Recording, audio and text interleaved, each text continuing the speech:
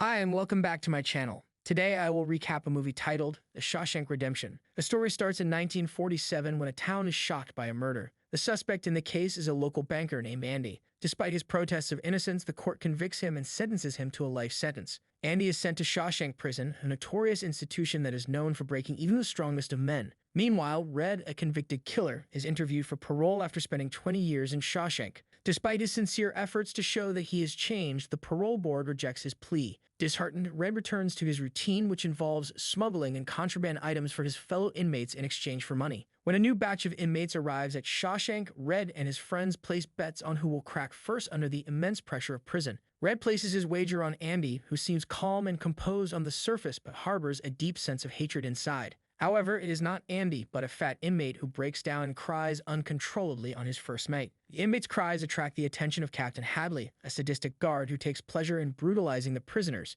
He unleashes his fury on the poor man, beating him mercilessly. The following morning, the inmates learn that the obese guy died in the infirmary from his injuries. This stuns Andy, and he tries to ask about the man's name, but everyone tells him to mind his own business. A month passes by, and one day, Andy approaches Red after hearing that he can smuggle things into the prison. He asks Red to get him a rock hammer, saying he wants it to pursue his hobby of sculpting rocks. Red wonders if he intends to use the hammer to escape, but Andy laughs it off. So Red accepts the order, but also warns Andy about a gang led by Boggs, who assaults other prisoners. Soon, it becomes clear that Boggs has a major crush on Andy. During the first 2 years of his incarceration, Andy spends most of his time working in the laundry or fighting off Boggs and his gang. Despite the hardships, he finds solace in his friendship with Red. Together, they pass their time in conversation, sharing their hopes and dreams. When a job vacancy to tar the roof of a prison building is announced, Red pulls some strings to get Andy and their other friends the job. One day, Andy overhears Hadley complaining about having to pay taxes for an upcoming inheritance. Using his extensive experience as a banker, he advises Hadley to shelter his money from the government by turning it into a one-time gift for his wife. He also offers to help him file the paperwork in exchange for some chilled beers for his friends. The area captain appears to be angry at first, but after seeing Andy's intelligence, he agrees to the deal. Over time, Andy builds good relations with everyone in the prison, making him more comfortable and confident. Sometime later, he approaches Red with another strange demand, a poster of the actress Rita Hayworth. Red is weirded out by it, but nonetheless, he agrees without asking anything. Later, Andy runs into the gang, who again try to force themselves on him. But this time, he confidently challenges them. He even threatens to bite off their manhoods if they come in closer to him. The gang is taken aback by his courage, and so they decide to retreat. However, they beat him to a pulp, putting him in the hospital for a month. As a result, Boggs is given solitary confinement, and when he comes out, he is beaten by Hadley and his men. The beating is so severe that he permanently becomes handicapped and is transferred to a prison infirmary. Boggs' gang members also move on and leave Andy alone for good. When Andy is finally released from the infirmary, Red and the others give him a bunch of rocks and a giant poster of Rita Hayworth. Soon, Warden Samuel Norton learns about Andy's skills and uses a surprise cell inspection to meet him. He finds him reading the Bible and discusses his favorite verses as the guards turn the cell upside down for smuggled goods. After failing to find anything illegal, Norton encourages Andy to keep reading the Bible. Later, Andy learns that he has been assigned to work in the prison library as the assistant of an old inmate named Brooks. On Norton's advice, Andy starts writing to the heads of state to expand the library. Later, he starts giving financial advice to the prison guards and helps them file their income tax returns. One day, he gets an idea to expand the prison library to help other inmates broaden their knowledge. Over time, he becomes so popular that even the guards from other prisons seek his service when they visit Shawshank. Andy also becomes Norton's personal financial advisor. One day, something takes over Brooks, and he holds an inmate hostage, threatening to kill him. It's then revealed that Brooks, after serving a staggering 50 years behind bars, is due to be released from Shawshank Prison. But as the reality of freedom looms before him, he finds himself unable to cope with the outside world. He feels terrified and alone, convinced that he will never be able to adapt to life on the outside. But in the midst of the chaos, Andy steps forward and convinces Brooks to calm down. He reminds him that there's still a whole world waiting for him beyond the prison walls. Later, Andy discusses the incident with Red, and the latter comments that Brooks has become institutionalized.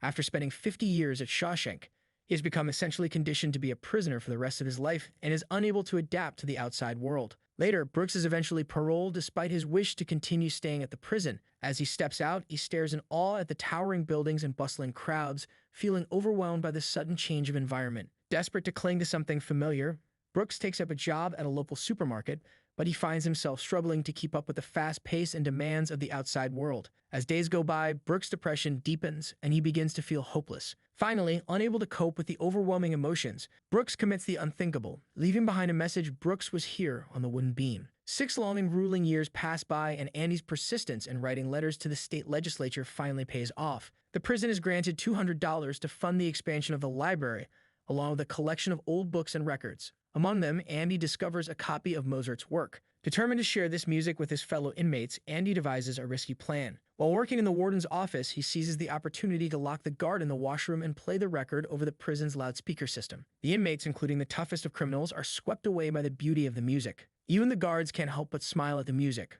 Unfortunately, Andy's act of defiance doesn't go unnoticed, and he is sentenced to 2 weeks in solitary confinement. Sometime later, Red appears for yet another parole hearing after living in prison for 30 years. Unfortunately, the authorities once again reject him. To cheer him up, Andy gives him a harmonica to mark his 30 years. In return, Red gives him a giant poster of Marilyn Monroe to commemorate his 10 years. After the Mozart incident, the state gives Andy a budget of $500 to expand the library. He uses the funds wisely and signs deals with book clubs and charities to create the best prison library, which he names after the late Brooks. With the improved infrastructure, Andy starts to tutor inmates who wish to get their high school diplomas. Meanwhile, the warden enriches himself by exploiting Andy's knowledge and banking expertise. Soon, he starts profiting by forcing the inmates as cheap laborers for public projects, which he easily wins by outbidding his competitors. To hide Norton's ill-gotten wealth from the law, Andy sets up accounts in several banks, using the identity of an imaginary man, Randall Stephens. Although Randall doesn't exist in real life, he has a birth certificate, social security number, and driving license. The plan is foolproof, and if the law ever investigates the matter, they will chase a man that only exists on paper. Fast forward to the year 1965, a young man named Tommy is sentenced to 2 years at Shawshank for breaking and entering. Tommy is a fun and charismatic man, and he has been going in and out of jail since he was 13 years old. He soon befriends Andy and Red, and the three form a bond. One day, Tommy asks Andy to help him in earning his high school equivalency diploma. The latter immediately agrees, and hence they start their preparations. After months of hard work and perseverance, Tommy eventually sits for the exam. However, by the end of the test, he gets frustrated over his performance and tosses his answer sheet in the trash. Nevertheless, Andy retrieves it and sends it to the education board. Later, Red confronts Tommy and berates him for his recklessness, reminding him of the time and effort Andy has invested in helping him. Tommy finally realizes his mistake and apologizes. Then he starts talking about his time in another prison. He shared his cell with a man who had confessed to killing a golfer and his lover. The man frequently bragged about how he framed an innocent banker for it. Hearing this, Andy is taken aback as he realizes that the banker is none other than himself. He immediately goes to the warden to ask for a new trial with Tommy as a witness. However, the corrupt warden, afraid of losing his easy source of profit, refuses to help him and punishes him with a month of solitary confinement. During this time, Tommy receives his high school diploma. Unfortunately, a few days later, he is escorted out of prison and executed by Hadley to stop him from helping Andy get out of prison. The warden then visits Andy in solitary confinement and tells him about Tommy's passing, claiming that he got shot dead while trying to escape. As expected, Andy doesn't buy it, and he refuses to help Norton launder money anymore. However, the warden threatens him with dire consequences, including shutting down the library. After Andy is released from solitary confinement, he opens up to Red about his past and his late wife. He shares how his work and ambition drove her away, and how he feels responsible for her death even though he didn't pull the trigger. Overwhelmed with regret and longing, Andy reveals his ultimate dream to Red: to escape to a small beach town in Mexico, where he can finally live a peaceful and simple life. He invites Red to join him there one day. Andy also tells him about a specific area in Buxton, Maine, where he has hidden something. He wants Red to retrieve it when he is released. As the days pass, Andy resumes his work for Norton, and this worries Red. His worries are heightened when Andy asks a fellow inmate for his 6-foot rope. Red assumes the worst and fears that his friend may commit the unthinkable. The next day, Andy doesn't answer the regular morning call, and it's revealed that he is missing from his cell. Soon, it is discovered that he had dug a tunnel using the jackhammer hidden behind the poster. A flashback then reveals that he hid the dirt from the wall into his pockets, which he emptied in the courtyard during his morning walks. The previous night, Andy packed many of Norton's papers and clothes into a plastic bag, which he tied to himself with the rope. As Norton and others try to wrap their heads around the escape, Andy visits all of Norton's banks, posing as Randall, and withdraws all the money. He also sends proof of Norton's illegal deeds to the newspapers. Not long after, chaos erupts at the prison as the police and media swarm the area. Hadley is immediately arrested for the murder of Tommy, and the other corrupt officials are also taken into custody. But before the police can arrest Norton, he commits the unthinkable to avoid humiliation. Sometime later, Red receives an anonymous postcard from Fort Hancock, Texas, and his heart races with anticipation as he reads it. It is a brief message from his old friend Andy, telling him that he has finally made it to his dream destination in Mexico. The scene then cuts to Red's parole hearing in 1967. This time, he doesn't try to impress the board. He just asks the board to stop wasting his time and leave him alone. To his astonishment, Red's parole is approved. He is then housed in the same room where Brooks took his own life. Moreover, he starts working at the same supermarket. Ultimately, he visits Buxton and finds the stone wall where Andy had hidden something. It is revealed to be a small box containing a large sum of cash and instructions to come find him in Mexico. In the letter, Andy says that he looks forward to seeing him. Before leaving, he carves a message on the wooden beam, which now says Brooks was here, so was Red. Despite violating his parole, Red feels liberated as he crosses the border, leaving behind the oppressive past that held him back. The movie ends as the two friends finally reunite on the Pacific Coast beach, making up for a happy ending. Thank you for watching our movie recap. If you enjoyed this video, please like, share, and subscribe to our channel. Don't forget to press the bell icon to stay updated with our latest content. See you in the next recap.